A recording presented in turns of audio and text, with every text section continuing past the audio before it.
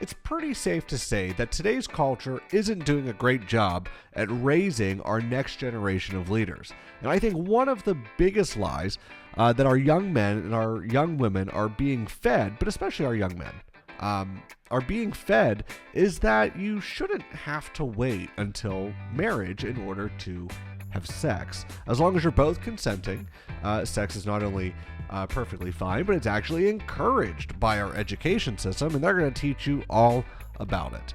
But luckily, there are some people out there that are refuting this lie and doing everything they can to educate people on it. And joining me live via streaming in Baltimore, Maryland is author of Why Waiting Works, Mr. Rob Kowalski, today on the 306 podcast.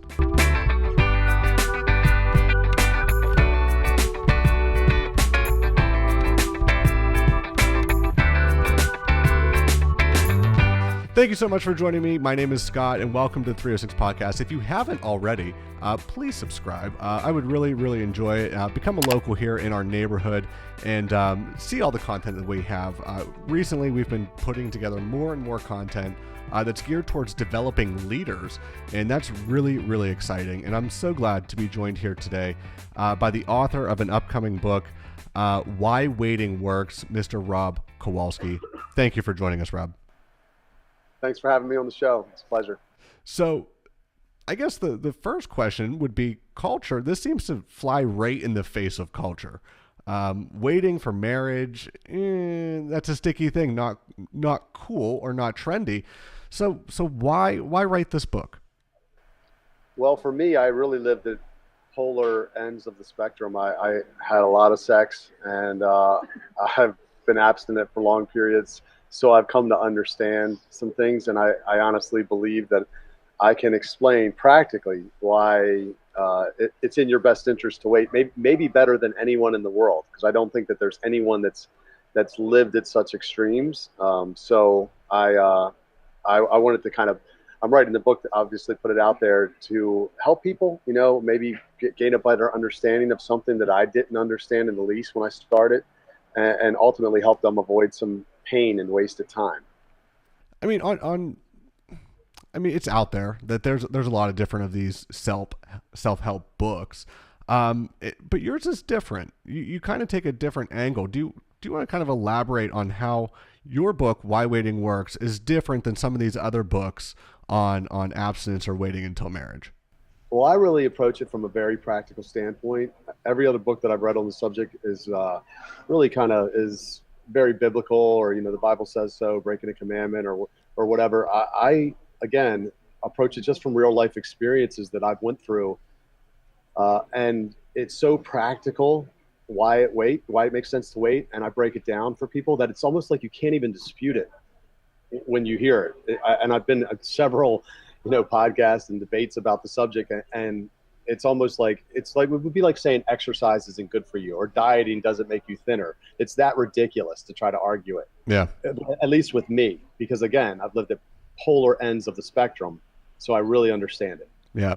In the book, I mean, you talk about the essence of delayed gratification, and can you share a little bit about the theory behind that and why it makes it so much better in the long run to delay something that you may get pleasure out of now, but it's very short term, versus that long scope, that long view of waiting.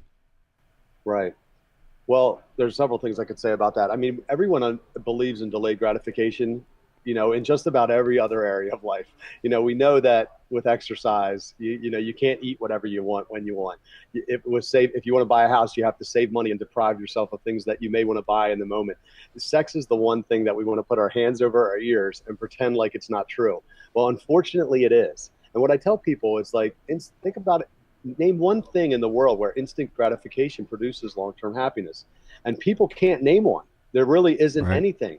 And to me, it's like, imagine going to the grocery store when you're hungry. If you grab the first thing, usually in the grocery store I shop at, it's the chips, right? Yep. So I could grab a bag of chips if I'm hungry, and guess what? I'm going to look at those bag of chips later and go, damn it, I shouldn't have grabbed those chips because now I don't want them.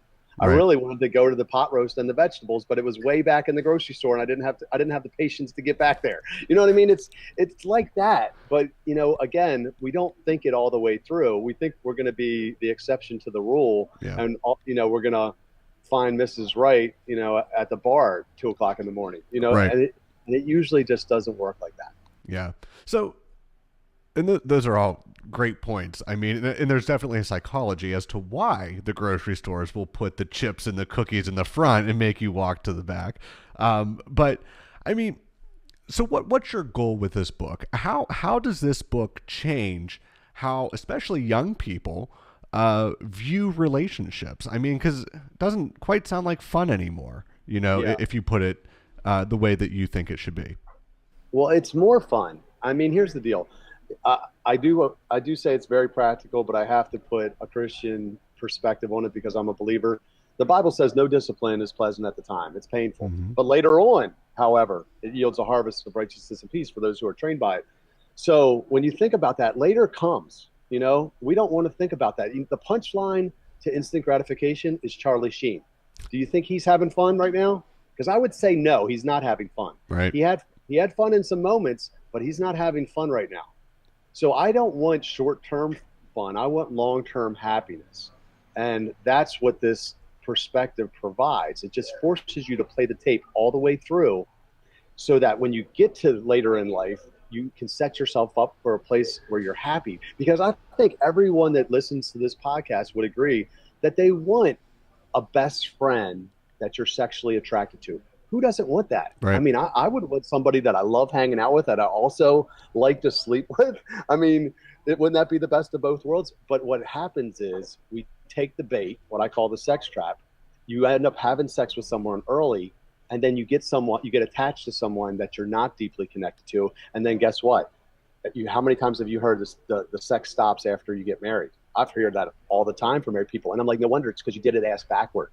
You had the sex first, and now you got married to the wrong person. And then it's like the trick that the universe played on us, or God, where now you don't even want the sex because you got with the wrong person. And you could waste your whole life with the wrong person because you wanted some sex early. Yeah.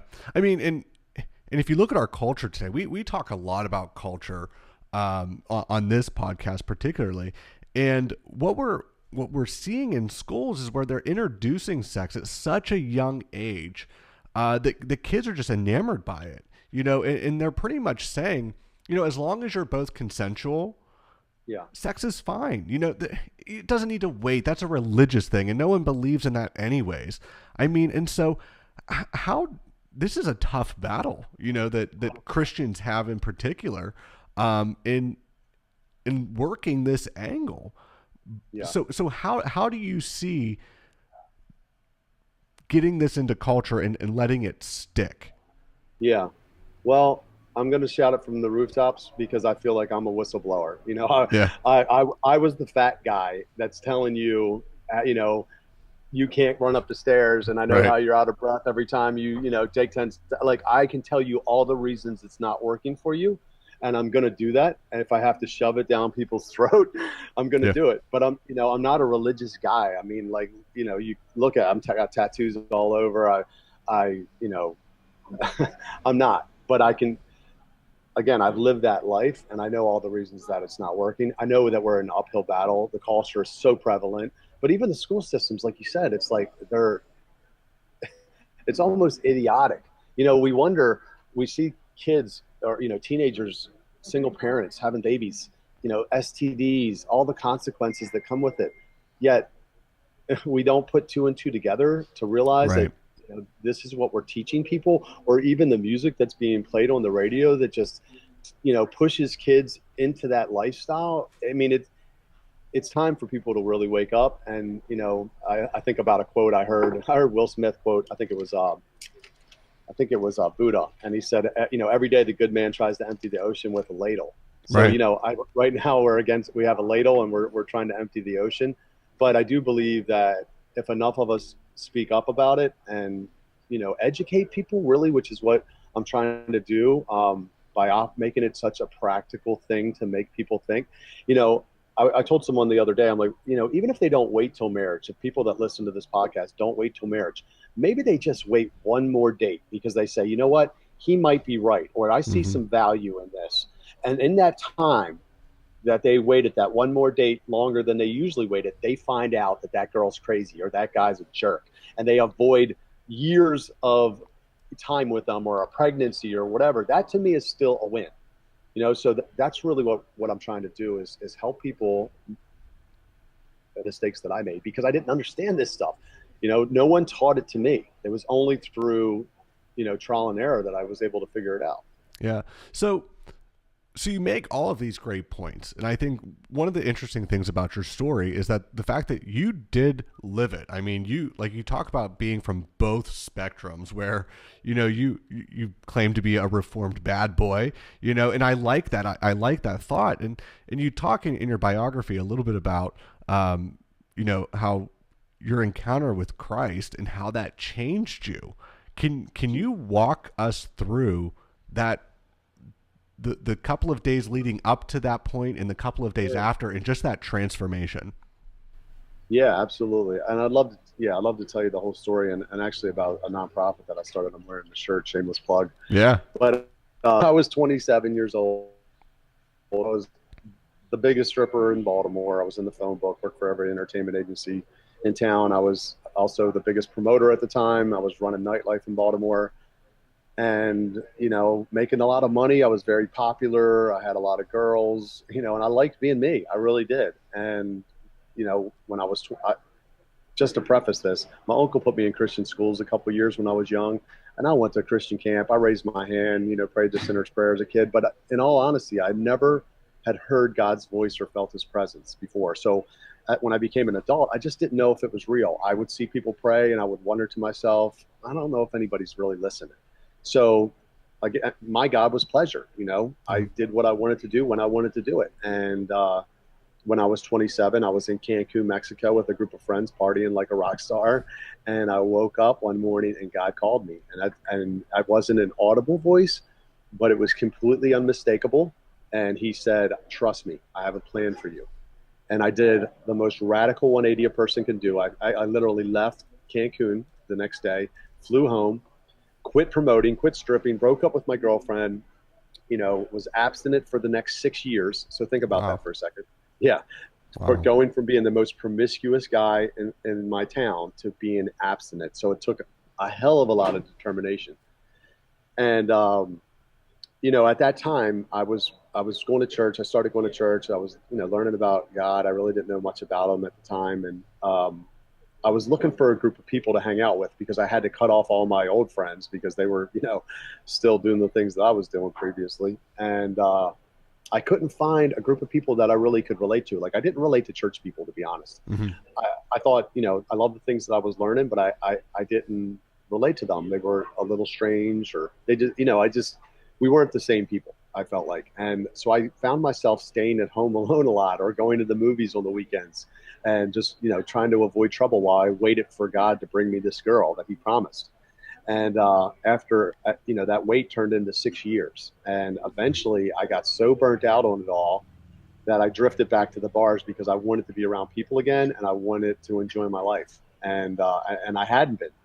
And one by one, I started picking up my old bad habits to the point over the next few years, I literally became pretty much the same person I had been prior to meeting Christ, except I knew better. So it was a lot worse. In 2011, I rededicated my life to God. I got sober a few months later, but I tell people I went through the exact same period for the next year where I literally was staying in my house every night renting Redbox movies by myself because I didn't know what to do or who to do it with. And I was complaining to somebody. I said, I don't know about this abundant life crap that Jesus talks about, but my life is not abundant. I was like, my life sucks. And they said, well, you were a promoter. Why don't you put some social events together that don't cause you to make mistakes? And that's exactly what I did. It was like a light bulb went off. I started organizing social events purely for selfish reasons, just to give myself something to look forward to, what we call fun without regrets now. Yeah. And I was volunteering through my church, starting to like myself again.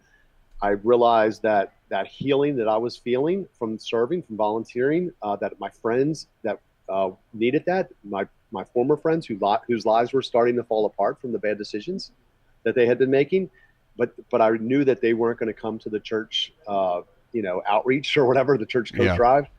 So we started organizing social events, and it turned into what is now City Fam. And really, what we found is when you give people opportunities to socialize in healthy settings, and to have fun, doing the right thing versus doing the wrong thing, because fun with regret is always an option if you don't have fun without regret. Right. And then start giving back of themselves, they change. People literally become a different version of themselves, the best version of themselves when you give them those two things. And we've seen people get out of addictions, drugs, alcohol, sex addiction, break up with their a toxic relationship that they've been in, because now all of a sudden they're not thirsty. They have community, they have healthy friendships, they have things to do besides the wrong thing. And then you just see that thing that has a grip on them, let go.